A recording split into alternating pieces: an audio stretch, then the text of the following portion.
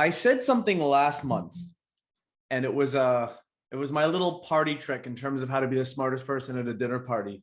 Does anyone remember why we breathe? Because Jeff said something very articulate at the beginning.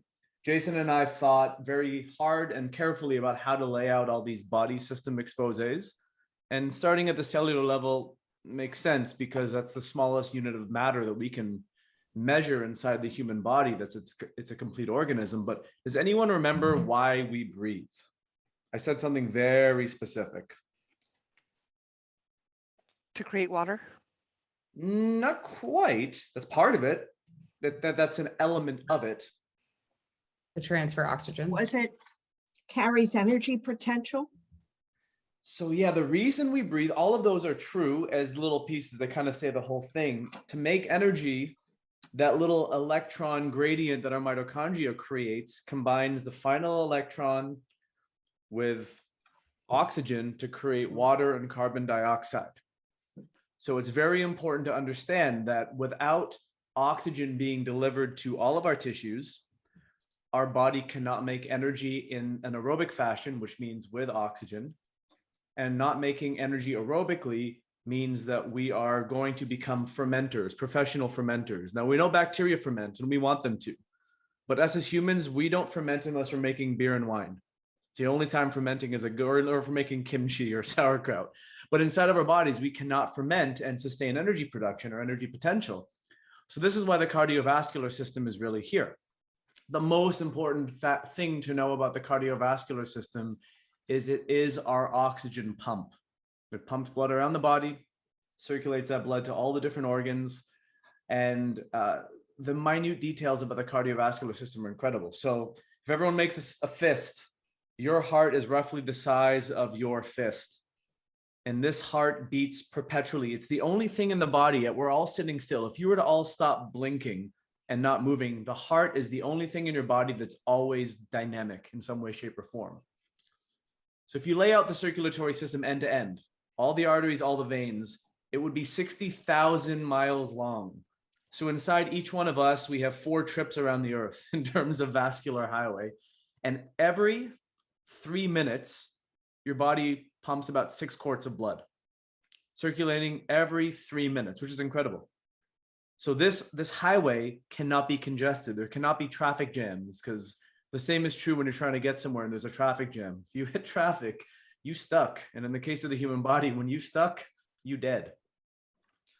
This blows me away. So every day, the average person's heart beats 100,000 times per day, which is about 35 million times per year, which is about 2.5 billion times in a lifetime.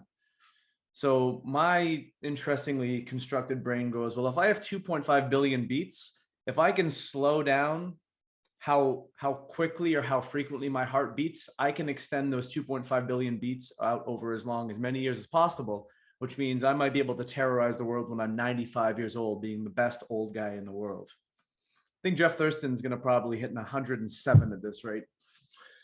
The smallest capillary beds are 8 to 10 microns in diameter. So I know that everyone here is on the imperial system, but that's 0.001 millimeters. It's the size of one red blood cell, or a red blood cell actually needs to be pliable and supple enough to fold to get through those capillaries. So the capillaries are so important because that's where the oxygen exchange happens. The oxygen and carbon dioxide exchange happens in the capillary beds in the body when the oxygenated blood is being delivered, and it happens within the lungs when the blood is being reoxygenated.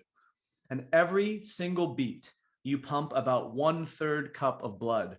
So if anyone has ever seen a Steven Seagal movie and he's done like The Touch of Death, where he grabs someone in the carotid artery and you see that blood squirt out, about 1/3 of a cup will come out of someone's jugular. I know it's a morbid example, but who doesn't love a good Steven Seagal reference?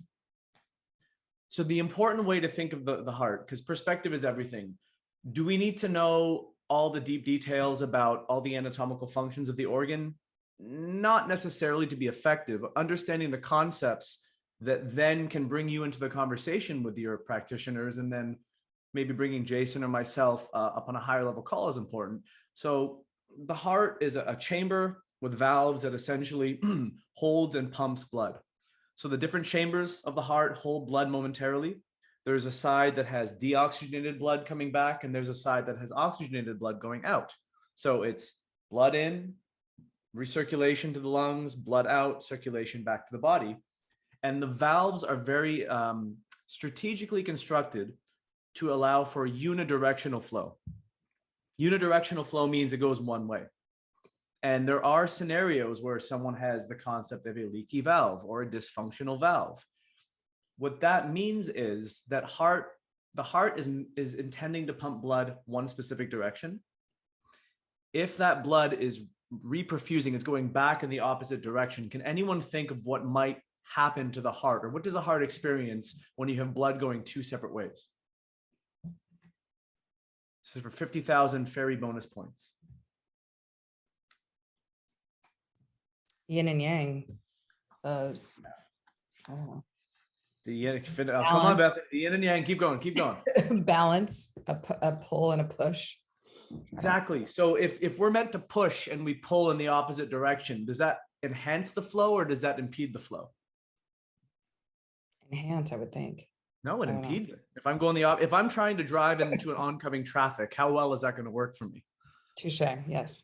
So that's essentially what's going to happen inside the heart. The heart is going to have to work harder to continuously pump that blood, which means you're going to stress the heart, which means you're going to wear the musculature out and the energy metabolism of the heart, which means your autonomic nervous system is going to be compromised, so on and so forth. And the quality of the heart tissue starts to deteriorate. If you remember back from the energy metabolism lecture, I said that energy is foundational. And when you stress a cell, does it make energy metabolism better in the long term or worse in the long term? It's always worse. So if we stress the heart, we make the heart do more work. And it would be like if you never took a weekend or gave yourself a day off. The heart really doesn't get a day off. So anything to stress its existence and its performance is going to compromise our health long term. So the basic 101 structure and function of the heart. So we have 3 layers of it. There's the epicardium, which is in this graphic that you see. It's the outer layer that's got the blue and red. And the veins are not really blue. It's just a depiction of what they actually look like. They really look more brown. But it's got the outer layer of blood supply to the heart with a fatty layer of covering. And the epicardium is essentially the layer that covers the heart. The next layer in is the muscular layer, which is called the myocardium. This is the star of the show in terms of what actually forces the heart to contract and pump blood per contraction. And the innermost layer is one that lines the chambers and keeps them separate. That's called the endocardium. And if we look at the heart, it's actually reversed. So left is right, right is left in this example. We have a right atrium and a right ventricle, and a left atrium and a left ventricle. Their construction essentially is to channel blood through that unidirectional flow. So deoxygenated blood comes in, it gets pumped out to the lungs, blood gets pumped back into the heart through the opposite side, and then it gets pumped out of that final area towards systemic circulation. And that is all done by the 4 main valves. So there's the tricuspid, the pulmonary, the aortic, and the bicuspid valve. As you can imagine, each valve correlates with a chamber. So the first one is between the right atrium and the right ventricle, left atrium, left ventricle, so on and so forth. So when someone's talking about conditions of the heart, what we're usually looking at is these layers, and I have a little table representation later on in the presentation. It's these layers that are getting compromised for some reason. Something is inhibiting the muscle's ability to perform. Something is weakening the endocardium, or something is compromising blood flow to the endocardium, or the pericardium is getting overly stressed from lack of unidirectional blood flow. So it's a very interesting concept because it's so intricately designed that there are unfortunately a lot of different ways for it to go wrong. And I have to say this slide was inspired by Bethany. It's all about feeling the flow. So as I said before, two-way flow does cause a drop in efficiency and forces the heart to work harder. So if we take a look at this graphic for a quick moment, you could see how it's meant to go, right? So it's going to come in from the what are called vena cavas to the right atrium. It's going to get pumped out to the lungs. So it follows blue circulatory system first to the top right where it says 2 lungs. And then from the bottom back in where it says from lungs, it goes in the left atrium, the left ventricle, and it shoots out the top of the aorta. So think of this as the dance of the bloodstream. It's a very smooth and effortless flow. And in the words of Bruce Lee, if you be like water, you flow effortlessly. This is the concept of the heart. If this process gets compromised, then all of those factors and those statistics that I mentioned before, the quantity of blood per pump, so that's called your cardiac output, the stroke volume, the blood pressure, when those things have changed, it's a sign that this process is no longer working efficiently. So we're going to have an issue with the heart, but we're also going to have an issue with systemic circulation that might compromise the arteries within the different areas and branches of the body, and also how well those arteries can be constructed and how well they can deliver oxygen to tissues. Because it comes back to that same point. If we don't deliver oxygen, we don't make energy.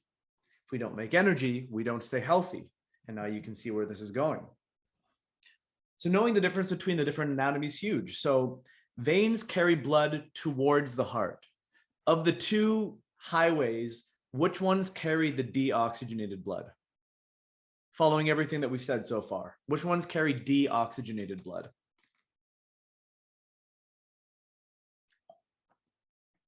Veins, right? Veins, exactly. So the veins are carrying blood back to the heart. Arteries are carrying blood away from the heart. And the construction of the human circulatory system goes from big to small. So veins become venules, arteries become arterioles. So think of a vein as a large drain pipe, a venule as a narrowing of that drain pipe. Arteries follow the same trajectory. Arteries become large as they exit the heart, and they become progressively smaller as they circulate throughout the body. And the meeting point are called capillaries. So the capillaries essentially connect the arteries and the veins in the concept of what's called a capillary bed. And I have a graphic to show you what that looks like because it's a lot easier to visualize. So it goes veins to venules to capillaries, back to arterioles to arteries, or the other way is arteries to arterioles to capillaries and back. So fundamentally, when the heart pumps blood to the lungs, it brings oxygen in. It pumps that blood to the arteries, it goes to the arterioles, and then the exchange point is through the capillaries, and then the blood starts to return its way back to the heart. So that's the trajectory or the intended direction of travel that's happening. And if you can always remember that gas exchange happens in two places in the body, the whole idea is to deliver oxygen to tissues and remove carbon dioxide from tissues, bring it back to the lungs so we can breathe it out. That's called pulmonary circulation. I'll say that again just so everyone can understand. Oxygenated blood from the lungs goes out to the body. That oxygen is delivered to tissues so we can make energy. And the capillary beds pulls the carbon dioxide out of the tissues, delivers it back to the lungs so we can breathe the carbon dioxide out and then start the process all over again. Anyone have any questions regarding that, or fairly straightforward? Yeah? I have a question. Fire away, Susan. Okay, so, and it goes back a few, a few sentences, whatever. When you talk about the red blood cells must be able to fold to get through the capillaries, when you begin to see or hypercoagulability, is that where it begins to form? Meaning begins to form where it can be compromised? Right. And where the blood begins to thicken? Yes, that's one aspect of it. The other is when the capillaries become very stiff and hard, there's no pliability left. Right. Or if the red blood cells are lacking the essential nutrients and essential fats to be properly constructed, though all those three scenarios can affect how blood circulates through those capillary beds. Right. I mean, ideally, it's like a lock and key mechanism. The lock has to fit the key. So if something is affecting the shape of the lock, the blood cell, or something's affecting the key, the capillary bed, those two things are not going to work in harmony or in unison. Okay. Good question, though. Okay. And most people don't know the difference between arteries and veins. So just looking at this graphic, what's the one standout that is obvious here? It looks like a vein is probably like 8 times the diameter of an artery. So think about that. We always hear the concept of arterial sclerosis, right? It's in the name. We don't hear venous sclerosis. There's venous insufficiency. The structure and function of these two delivery systems are very different. And the arteries are far more susceptible to becoming problematic because they're much narrower in the first place. Does anyone remember as a kid, like your parents are watering the garden and you see the garden hose, you go around the corner, you pinch the garden hose? Kind of the same concept in an artery. If you pinch off the flow of the garden hose, what happens to the spout? It doesn't come out. And in addition, if you keep stressing that hose by putting too much pressure into the hose, what happens to the integrity of the construction?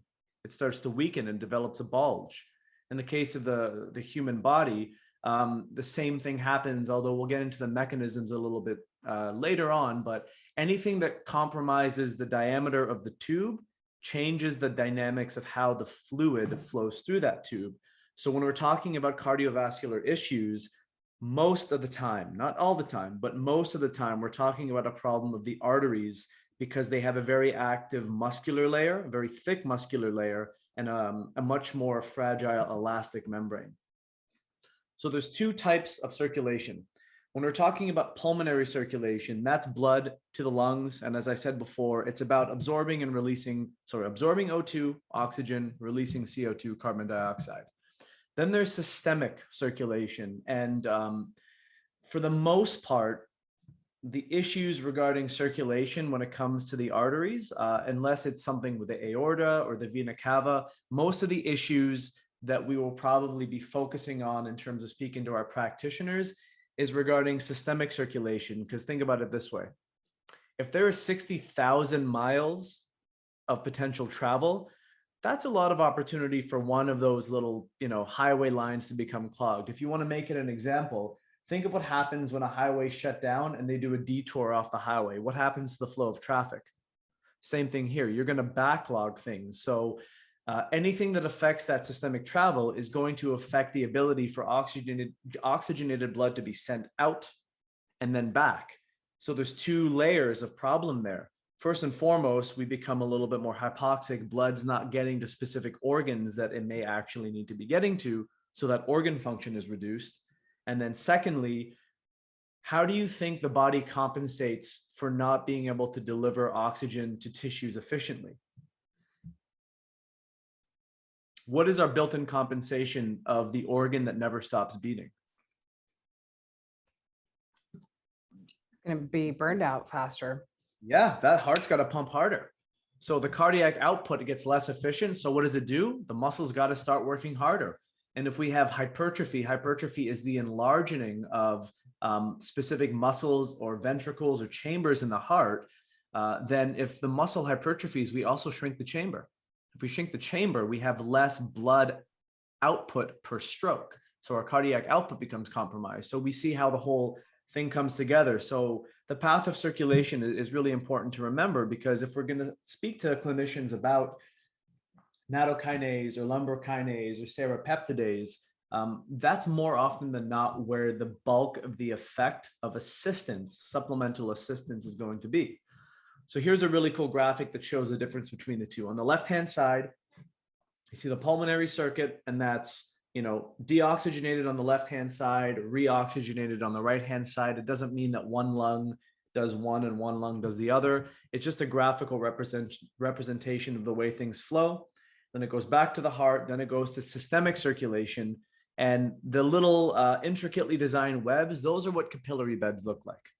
They branch off of the main arteries and they become all these little, sub tunnels, if you will. And these capillaries are incredibly fragile because the other thing about them, besides being so small, is they are one single cell layer thick in many cases. Does anyone remember from anatomy of the GI system what else is one single cell layer thick? The epithelial. Epithelium in the gut. So it's an interesting relationship there. If the epithelium in the gut is one cell layer thick, then what's the manifestation of when that cellular layer becomes compromised? It's leaky gut.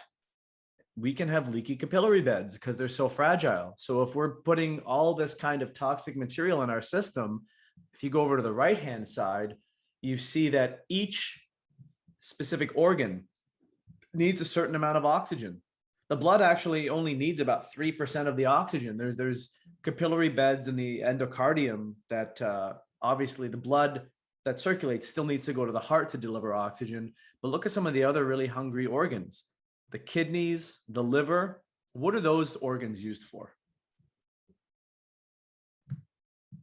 Detoxification. Detoxification. They're incredibly energy demanding because of all the work they're doing, right? Skeletal muscle, your brain, those are the next two hungry organs. So you can see how the oxygen being distributed in the system may also give indication as to why those organs are so essential to make sure they're running at peak efficiency. So this whole thing has to be coordinated somehow. This is called the cardiac rhythm or the coordination of contraction. And we can measure two things from this, but I mean, the most important thing to understand is this is where blood pressure really comes into play. So systolic or systole blood pressure is the pressure that is required to pump blood out of the heart. For bonus points, is systole the higher or the lower number? It's a higher number. I saw Susan mouth higher. So the mute didn't kick in, but I saw you. That's correct. Exactly. So the correct. 120 is the systolic blood pressure. The diastolic blood pressure is the 80. And I'm using those numbers because that's the approximate optimal averages. So systole is the pressure that's required to pump blood out of the heart. So going back to our previous example, if the heart's starting to work harder and we see a rise of systolic blood pressure, it means to pump the normal volume and pressure wave of heart out of the chambers, we need a greater force of contraction. That's inefficient. The diastolic is the pressure that remains when the heart is in its resting state. So if the diastolic number goes up, what might we be able to induce from that assessment? The diastolic pressure going up, that 80 rising to a 90 or a 110. What might be the reality of that? Arteries are Stress. clogged. Yeah, you have higher levels of systemic vascular resistance.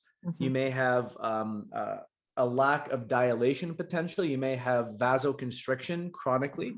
So the same is true. Rather than the heart being the only thing that's inefficient, the arteries become less efficient because when you try to flow more liquid through a narrower tube, you increase the pressure. And when you increase the pressure of those arteries, you increase what's called shear stress or resistance. And this whole thing still has to keep running based upon whatever the state of it. And it's the electrical impulses from the conduction system. So there's the synatrial node, the SA node, there's the atrial ventricular node, the AV node. These are the ones that take the coordinated signals, the electrical signals from the central and autonomic nervous system. They send them down all the different bundle fibers, and it's the electrical impulse that goes from the top down, circulates around and back up. So this is being controlled autonomically the entire time. And when someone has to get, say, a pacemaker put in or something of that nature, it means this coordination of contraction, this conduction system has become faulty. There's a lack of signaling potential because some of the nervous tissue is damaged within the heart. So it's really important to understand the relationship of these. The SA node, the synatrial node, is the one that's coordinated by the autonomic nervous system. I've beat this concept to death, but I think it's really important to understand this. If you have issues with regulating your autonomic nervous system, you will have issues with regulating your heart rhythm. And when we measure something like heart rate variability, we are measuring the performance of the heart, the time between each individual heartbeat, and we're getting an indication of if someone's more sympathetically dominant, i.e. they're highly stressed, or if someone's more parasympathetically dominant, rather, they're more relaxed. So sympathetic means fire more quickly. The easiest way I remember this is the heart is like a metronome. If someone's heart is like a metronome, is that a good thing or a bad thing, do you think?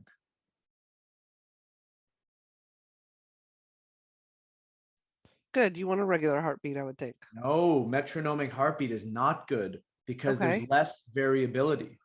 People think the heart should Oh. always be chronically controlled. That is not true. If you have a heart that oscillates between a 2 beat per minute difference, that's low heart rate variability, which means that person is stuck in a sympathetic state of their nervous system and they don't have a lot of bandwidth of stress management. A parasympathetic state might mean that person's heartbeat oscillates between 55 and 64 beats per minute on a regular cycle. So instead of boom, boom, boom, boom, it's boom, boom, boom, boom, boom, boom. It's, I'm trying to make a sound example here, but if someone's parasympathetically dominant, there's more variability of their heartbeat, which means that they have better access to both branches of their nervous system. So their heart is not stressed as much because their nervous system is working more optimally. And how So- are those HRVs established, Roland? Like the actual numbers, you know what I mean? When they, So when the they say- numbers are computational. An HRV assessment is doing is it's measuring the individual time frame between each individual heartbeat over a sample. So if I'm Okay. doing a 3-minute HRV, my body is, the device or the application is measuring the time between each individual heartbeat over the course of that 3 minutes, and it's computing an average. Typically speaking, the higher the number, the better for a healthy person, because it means there's more variability between the time of each individual heartbeat. Does that make sense, Bethany?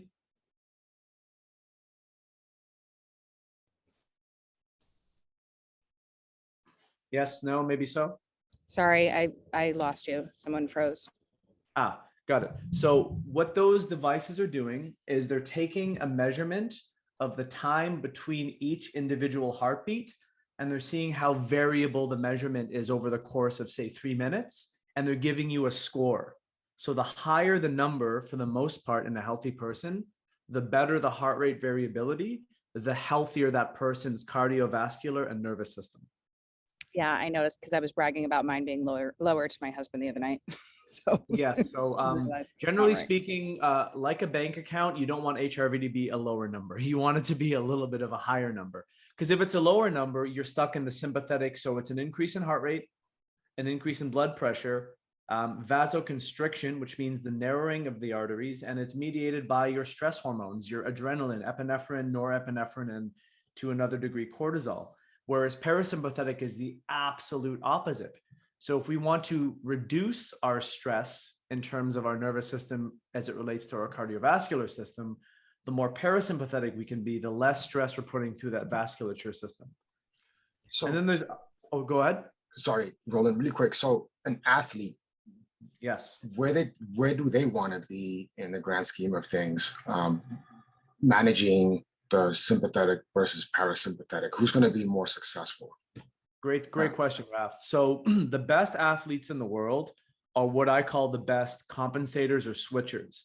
They can go from being parasympathetic all of the time, except when they're competing and training. Because sympathetic isn't bad. Like if you're a football player and you're parasympathetic, you should just stand there and let someone hit you, because that's essentially what it does. The best athletes in the world are parasympathetic as often as possible. Why? Because parasympathetic is recovery and anabolic. Sympathetic is stress and accelerated depletion of resources. So the best athletes can go essentially from just being so chill and laid back to the minute they have to stress themselves, they are a warrior. And then they can get right back into that rest, recover, and digest state, because that's what they need to recover from their activity. So an it's like- athlete's heart is going to work differently from a person who sits at a sedentary job, because their stroke volume, their cardiac output is going to be greater. They're going to pump more blood around their body per stroke. Their resting heart rate is going to be lower, and their oxygen carrying capacity is going to be higher. So it's like a quicker adaptation, It's essentially. it's a more advanced nervous system. It's a more trained nervous system that leads to the quicker adaptation. Perfectly said. So someone like Troy Upperly would have to switch that up given the stress level plus the elevation. How is that still the same, or is that a shift? The shift there basically means that a guy like Troy can probably stay accessing his parasympathetic nervous system longer in a stressful scenario than other people would.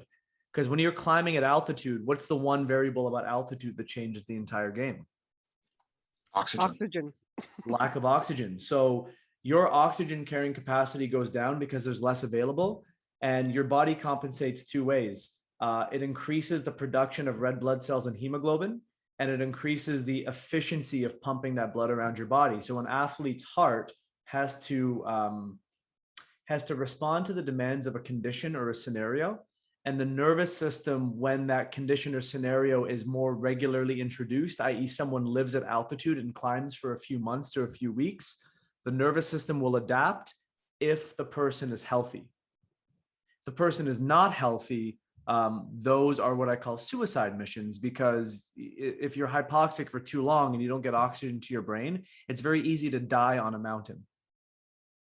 So an athlete will have a very finely tuned nervous system. And for me, the best athletes in the world that I work with have the most incredibly wired nervous systems of all people. It's not necessarily that they may be the strongest people out there, or they may have the best conditioning.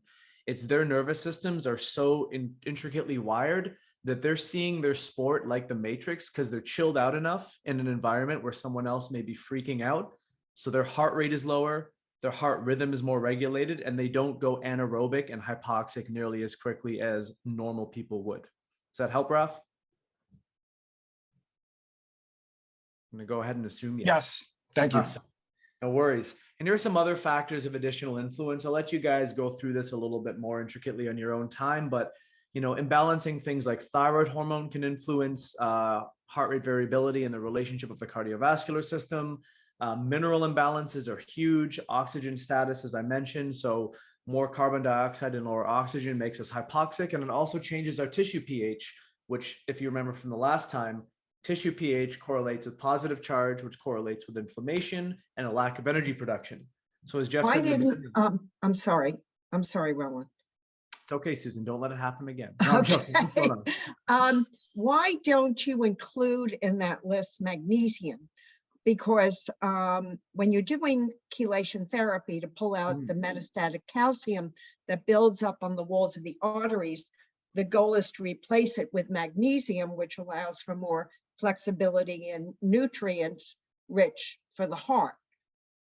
Yes, the reason I don't, because the relationship with calcium is determines the need of magnesium. So it's the calcium that's the more important factor. The magnesium is the antidote. Just like the potassium would be the more important factor, the sodium would be the antidote. It's really the relationship between the two. And to be honest, the other reason I didn't include it is because that's probably in half an hour to an hour long discussion in and of itself. So it's just understanding some basic relationships, and we can dive deeper into the follow-up lecture with the clinicians. But good point. Okay. Thank you. Okay. And this is a really good depiction to show you the vagus nerve, which is the parasympathetic outflow, and the cardiac nerves, the sympathetic. They both touch upon the cardiovascular system. So you can see that there is both an on and an off switch, but it's probably better to think about this more like the ability to press a gas pedal, a brake pedal, or press them both at the same time, which I don't suggest when it comes to driving a car. So the autonomic nervous system is massive. These relationships are really important to understand. And it's also important to note that the sympathetic nervous system is always faster in terms of its influence. Why? Because as humans, we walk around doing nothing until something threatens us. So why does that matter in context? Well, what do you think the average person's nervous system looks like in 2022? Is it the parasympathetic or is it the sympathetic? With all the crap we see on the news, the fact that people don't want to come near us in a grocery store, they're wearing 7 masks and a hazmat suit. Everyone is terrified right now. So that's going to have a really negative impact on the GI system. Sorry, not the GI, well, yes, the GI system, on the cardiovascular system, because they're both interlinked. And the other cool thing that we don't necessarily know a lot about, but this is one of the first images of such, we have a nervous system that's entirely centered within the heart. So when you use the term heart-centered, there's a nervous system in our brain, there's a nervous system in our heart, and then there's a nervous system in our guts. Those three are very important because each of them is always receiving and sending off information. So we mentioned before, the heart has its own magnetic field that's much bigger than that of the brain. It can be measured. The nervous system of our heart is incredibly important to the overall health of our body, because the heart has very specific characteristics that kind of go into the world of biophysics. Next to the neurons, it's the most mitochondrially dense tissue on the body. So it's got the highest energy potential. And the fuel source that the heart uses is fatty acids. It does not run on carbohydrates like the brain does, or glucose. The heart is designed to burn fats because the lymphatic system ducts into the clavicular, the veins essentially. So the lymphatic system is a separate circulatory system that we're going to touch on next month. But the circulatory system of the heart and the lymphatic system are very much intricately connected. And all the fats that you eat from your diet actually go through the lymphatic system first before they get delivered to the cardiovascular system. And that's one reason the heart's so electrically powerful. It runs on a very high efficiency energy, which are fatty acids. And there's an incredibly high density of mitochondria, which basically means the heart's like its own lightning bolt. But here's an interesting thing to ponder. Heart disease is still the #1 killer in North America. Cancer is #2. Heart cancer isn't really a thing. That's just interesting to me because it shows you how little we know about certain aspects of physiology, but the most common things that take us out of this world don't intersect at the point of the organ that we're actually speaking about and focusing. So to quickly touch on the components of blood, the thing that we're actually pumping around the body, you can see blood is simply more than red blood cells. There are different proteins, there are different immune factors, there's a ton of nutrition and gases, there's regulatory substances, electrolytes, there's also a lot of wastes, hormones. The blood is the universal transport medium. And when it comes to the other thing the blood does very intricately with topics of information close to us is when it comes to the immune system and inflammation, next to the gut, you find a high concentration of immune cells circulating through our blood. They're looking for all these foreign invaders. So if the blood is not well constructed, if it's not viscous enough, if it's too thick and clumpy, if the red blood cells are clumping together, that whole process of delivering oxygen and nutrients and what have you, that becomes compromised because the last time I checked, water flows better than maple syrup. So what we're looking at in the context of what happens to the arteries, and I think this is something that should be understood at a fundamental level. The arteries are the ones that typically develop a problem with plaque formation. And we hear, oh, it's cholesterol, it's this, it's that. The problem that happens in the arteries is actually an injury. It's something in the circulatory system that Jason and I are going to get into very soon that causes the initial insult. And that initial injury is like if you cut your skin, your immune system is going to be attracted to the site of inflammation to try to resolve things.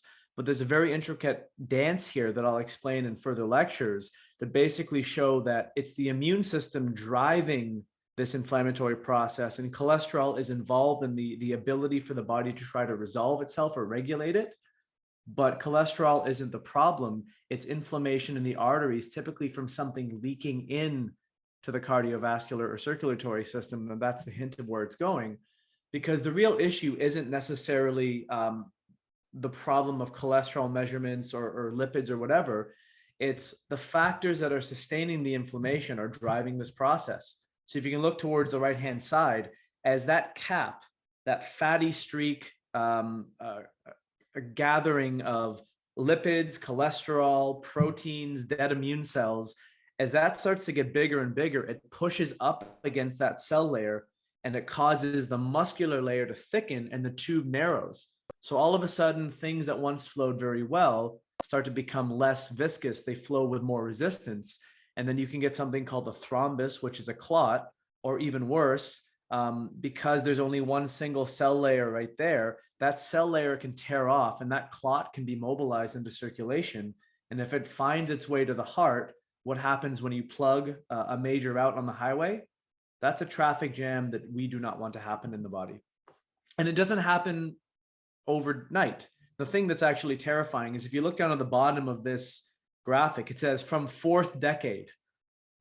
4th decade is not a long time to be on this planet. Most people have no idea that they're walking around with some degree of blockage in their arteries. The only time they find out about it is when they go to the doctor and get some kind of specific testing to see what's going on. But this is a very gradual process, and the things that result in the degradation of tissues are the increases in shear stress, increases in vascular resistance, the resistance to basically blood flowing through the tube, the stiffness index, the arteries become really stiff and rigid, and finally vasoconstriction, you're not getting blood flowing through those arteries. Just take a minute to look at the nastiness and the impact of this graphic. So that's what's called a thrombus, and you can see right there, just below the accumulation of red blood cells, you see a lifting of the tissue. That's what can happen. And that cap that's trying to cover the artery, when that tears and opens, that clot is free to get into circulation. And if it finds its way into a major artery, you in trouble.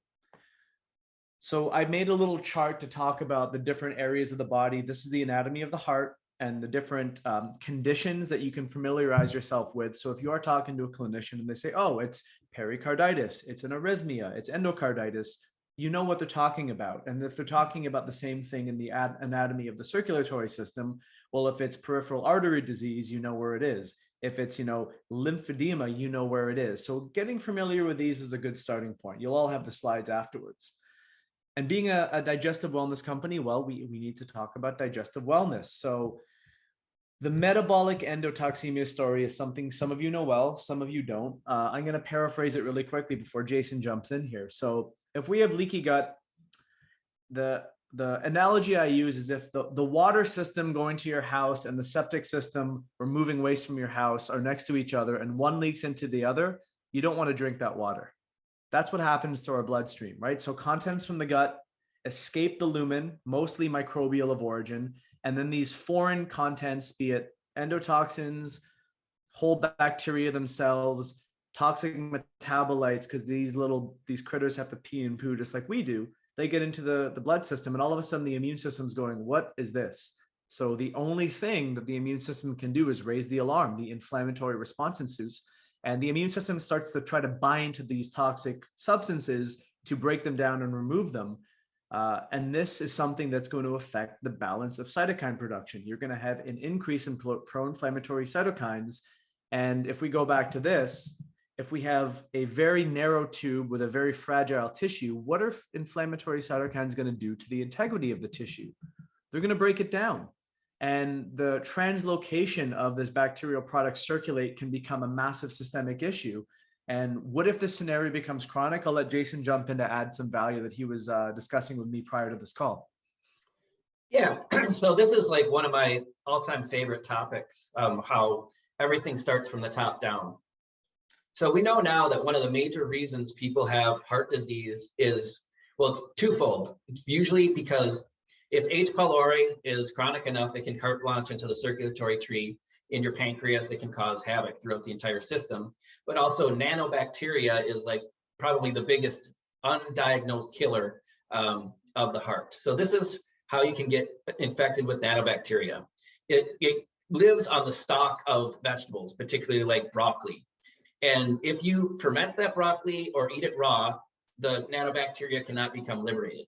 But once you cook it, and the more you cook it, the more it becomes liberated, it can then get into your stomach. And if you don't have enough hydrochloric acid at that moment, it can get into your circulatory tree. And it can just start going through and putting, just like a chlorine or fluoride, put little nicks all throughout your arteries. And then your body's just sending cholesterol to patch those things up.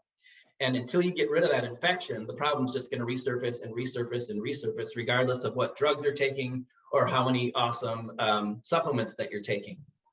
And this also can happen a lot in young kids, especially athletes, because they'll go and they'll play a huge sporting tournament and they'll sweat like crazy and they'll go eat some cooked food. And they'll sweat out all of the salt in their body, so they don't have the chloride fraction to make hydrochloric acid. So this is why, in my opinion, so many athletes get heart disease, because they've been infected with this nanobacteria since they're a little kid. So when I work with doctors, I always make sure that they do the H. pylori protocol and what I call the nanobacterial protocol. I used to use really strong cayenne pepper and hawthorn berry extracts, which people hated and tasted terrible. I found that I get better success using just Nattozyme paired. So for 3 weeks, you do the H. pylori protocol and you start the Nattozyme, and you have to do the Nattozyme for about 3 to 4 months, and make sure that you take it on a daily basis. Don't miss more than 2 or 3 days, or else the nanobacteria can create an antibiotic type effect. And what that'll do is it'll melt the shell off the nanobacteria so your immune system can kill it. And then from then on, it's really important for you to take HCl, especially after cooked food, to make sure this problem doesn't resurface. Then after that, we can go in with our natural blood thinners and more nattokinase and the beautiful things to clean these arteries out, and then take the burden off the liver of producing all this cholesterol. And you'll just see the whole blood panel just amazingly just come into balance just by doing these really, really simple things. H. pylori also can get into your pancreas when it goes chronic and drive diabetes. There's an amazing book by Douglas Kaufman that I suggest everyone read called Infectious Diabetes. And he just goes through all the infections that they found in autopsy pancreases, nanobacteria, liver flukes, funguses, molds, just insane amounts of infections in people's pancreases that had diabetes, type 2, and a few type 1s. And once you explain this to your doctor and they do this protocol, they see, like if I was to get in practice right now and do like telemedicine, I would be working with heart disease. It's still the #1 killer. And if the patient's on board, it's usually pretty easy to work with. See the intricacies and the importance of making sure that the contents of what stay in the gut, I mean, fundamentally, the colon is the sewer system of the body. And if things are getting out of the colon, particularly, the way I like to look at it is things that'll probably cause agitations from a food sensitivity perspective are probably leaking in from the small intestine. And just because so much bacteria resides in the colon, a lot of the colonic products of endotoxins and bacterial seepage and what have you are probably going to be the two sources of the specific compromises that the cardiovascular system may experience, not to mention sluggish lymphatics and environmental compounds, which we're not talking about. But can we just bring attention to the fact that I found an enzyme superhero? This is superoxide dismutase, man. And look, he's a nasty hydrogen peroxide, and he neutralized that bad boy like you wouldn't believe. So we're going to go back and forth between enzymes to the rescue and one fiber supplement because, well, we have to do that because we do a lot more than just simply enzymes in this wonderful company. Can So I I'm ask gonna a question? Yes. Sorry.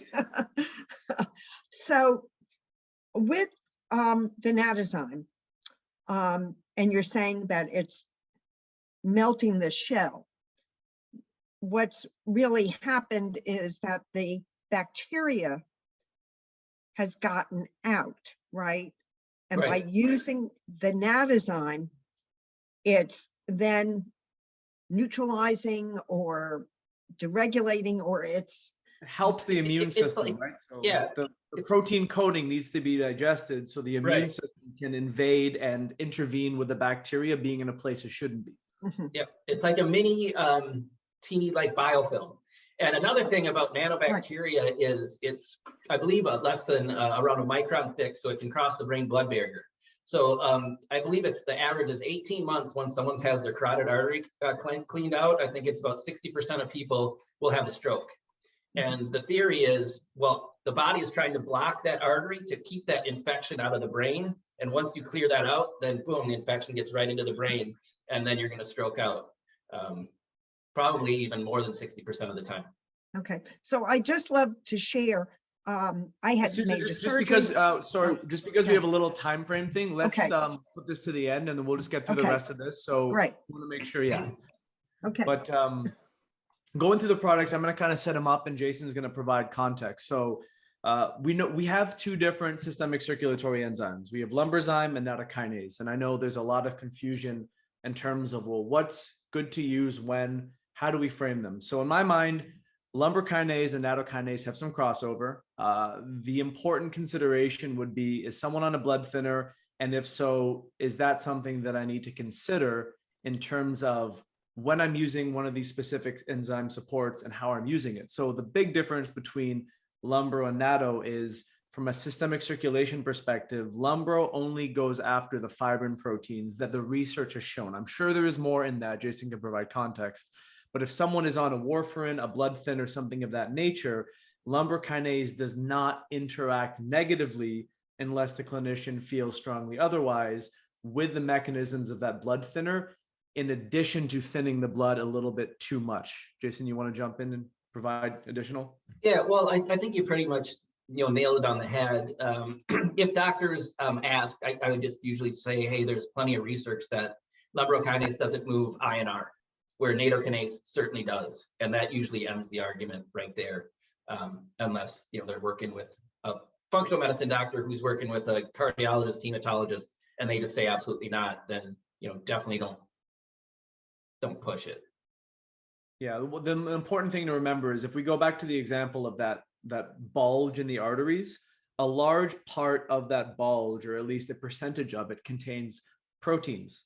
And to get those proteins out of the system, they need to be broken down. So what these enzymes are doing, to the previous example, is they're digesting a lot of the proteins so the immune system and the specific immune cells can work more efficiently in the ability to break down and reverse that plaque accumulation or formation so that the body can heal the artery, because the body is a self-regenerative tool, a tissue. And that's what you're using this for.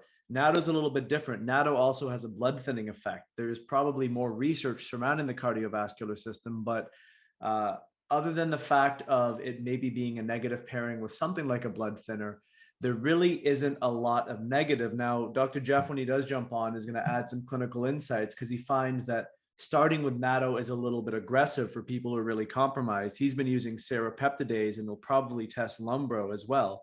But Natto and Lumbro in some ways have a crossover.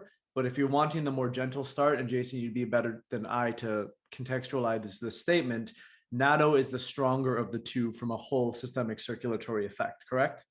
It is, absolutely. It's more aggressive on blood thinning. It's a stickier substance, so it's going to go to work to patching up arteries as well, rather than just thinning out the blood. And it also it's a hardcore decalcifier. So people that have kidney stones and kidney issues can start to present some problems if you go too hard.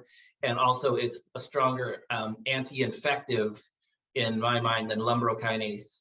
So it can create a little bit of a detox. So I could see why he would maybe want to start with the scar tissue with this ratiopeptidase, the serapeptidase, and then hit Natto and hit Lumbro on certain types of patients that, like you said, maybe a little bit more elderly or more compromised, or further down the road. Absolutely. And then the third one that still has documented research in its ability to affect the cardiovascular system in a positive context and help break down plaque accumulations and partial blockages is serapeptidase. It does obviously have its systemic peripheral effects with scar tissue, muscular tissue, dead necrotic tissue. And I do believe that's why it works well in the cardiovascular system, because when there is an insult or an injury to the arteries, monocytes, which are very specific immune cells, are attracted to the site of inflammation. And what they do is they try to gobble up all that excessive cholesterol, and they become what are called foam cells, and they eventually die. So part of what plaque is created from has dead white blood cells incorporated into the plaque, which is a necrotic tissue. So serapeptidase is a very good synergistic enzyme to potentially use in context with the other two to help work on some other aspects of the accumulated proteins and help to reverse some of the accumulations that come within heart disease. I agree. I would say, like, something else, just a clinical pearl that I highly suggest you give your doctors, especially since people are going to start traveling more, is the risk of DVT is probably going to go sky high now with people having more issues with blood clotting. It's just the environment we're in right now. And once you hit altitude, the risk goes through the roof. So I highly recommend, anytime you get on a flight, is to take some Enzyme, first of all, for smelling all those farts in the cabin, and then some Nattozyme for the to prevent a DVT and prevent you from getting a blood clot. Also, T of ego is really important, because you'll take in more radiation in one 1,500 mile flight than you'll take in an entire year on the ground. So it's really important to keep an eye on radiation levels, especially if you're working with pilots or people that travel a lot. Yeah, my rule is anything longer than a 3-hour flight, 2 nattokinase, half an hour to an hour before the flight. They sell them in Europe as blister packs, and they're called pre-flight. They're basically pre-flight supplements. Imagine that. They're for sale in an airport in Europe.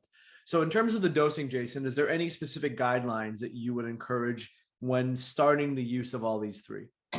I always tell people to usually start with 3, unless I'm working. I know the patient's case history, and I know they're a little bit more sensitive, or if I know they're about to keel over, then I'll suggest a higher amount. But the general dose is 3. So when we formulated these products and we looked at the research on seratiopeptidase, the research on nattokinase, and the things it's all touted for, the research on lumbrokinase, the things it's touted for, we wanted to make sure that the therapeutic amount would be hit a little bit over in 3 capsules a day. Hence why there's 93 capsules in a bottle. So again, with any of the systemic enzymes, I usually tell people just take 2 at bed, one in the morning for patient simplicity. Certainly you can take them other times, but make sure it's away from food, but as needed basis, like before your flight, or you have a cough and you don't feel well, you can bump some Enzyme just for the symptoms. But working on a chronic case, I usually say always start with 3. 1 is not going to really do much. It'll be more supportive than therapeutic. Important to note. Thank you. And then looking at how we can include one of our fibers. So there is an intricate connection between microbiome, the microbiota, the metabolites they produce, the load of inflammation locally in the gut, and the load of inflammation systemically. And obviously the arteries play a huge role because this is the highway throughout the body. So if we can increase the production of butyrate, if we can infuse also energy metabolization nutrients and turmeric, then theoretically we have the ability to support lowering inflammation 2 different ways, through the production of an anti-inflammatory metabolite called a short chain fatty acid. And we also have a very well studied anti-inflammatory that also affects liver function very positively and supports detoxification. And then when you add in coenzyme Q10, CoQ10 is a really cool thing in that it does 2 things in the body. It can act directly as an antioxidant within the circulatory system. But if you remember back to our energy metabolization lecture, CoQ10 is actually one of the things inside your mitochondria that allows it to create ATP. It's one of the key players in that energy production process. So using sun spectrum in context with obviously good lifestyle and dietary habits can be another thing that I would consider an indirect cardiovascular support, because they've shown that increased levels of butyrate can also affect things like glucose metabolism, fatty acid metabolism in a positive context. Right.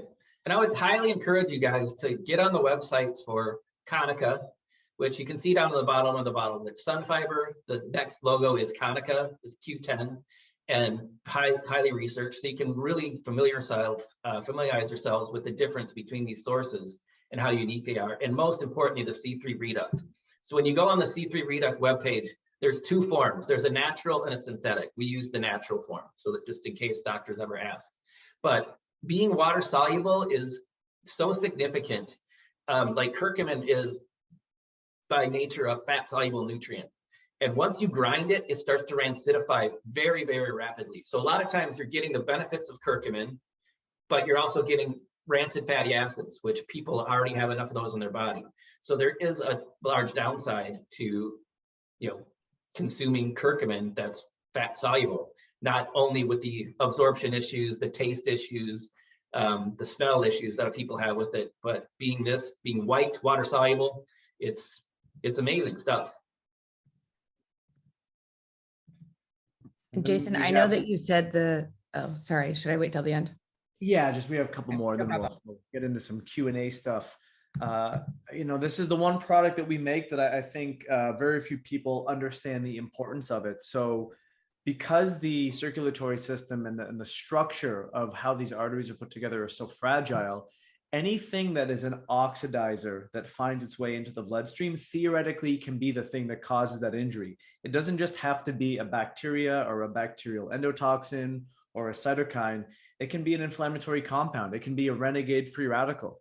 And something like superoxide dismutase and catalase, because they're antioxidant enzymes, not only do they have the ability to operate within like the liquid medium themselves, each individual epithelial cell, back to our last month's lecture, has the same self-sustained microcosm that we were talking about. It's got a nucleus, it's got mitochondria, it's got all the organelles that actually sustain the health of that tissue, and they replicate quite quickly.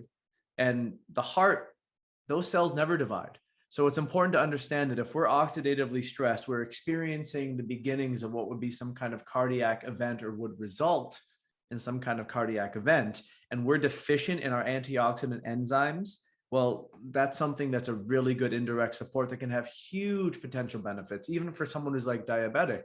Bethany was telling me her mother-in-law's blood sugar dropped massively using Euthym, and high blood sugar in the arteries is toxic. It can scar the arteries because it is essentially a poison to the body in high levels. So Euthym is a huge benefit. Yes. And also, again, with EMFs, they wreak havoc on, blood cell coagulation. So Euthym, Nattozyme, Sarazyme is huge for just trying to even the playing field against all the EMFs we're bombarded with, and even more so now than ever, as we keep going up in gigahertz. And the last one we're going to jump into today, and I just got to say, today's lineup is probably my favorite combination of products that I've ever seen. Immunozyme's intended goal was to help improve T regulatory cell function. So T cells can be incredibly beneficial to silence inflammation, and they can be incredibly useful to increase inflammation. Most people can increase inflammation, no problem. They don't need any help. But reducing or turning off that inflammatory insult is the main job of something like Immunozyme, because it promotes immune regulation. And for the vast majority of people, all the nutritional elements in this product are what they are deficient in. Not a lot of people have a good vitamin D status. Very few people get vitamin A anymore. Alpha lipoic acid is incredibly important as a cardiovascular antioxidant. So think of this as an immune multivitamin, because it's really what it is. And as long as you have adequate nutrients in the system, it's a strategy. It's not the way, but it is a strategy to help offset any external variables that can cause internal problems. Yeah, and a lot of things that, well, one thing that's overlooked a lot on this product, which is the most unique feature of it, are those 3 probiotic strains. That's the research that Ian did the most on when he was developing this product, and that we had the most difficult time trying to source clean versions of.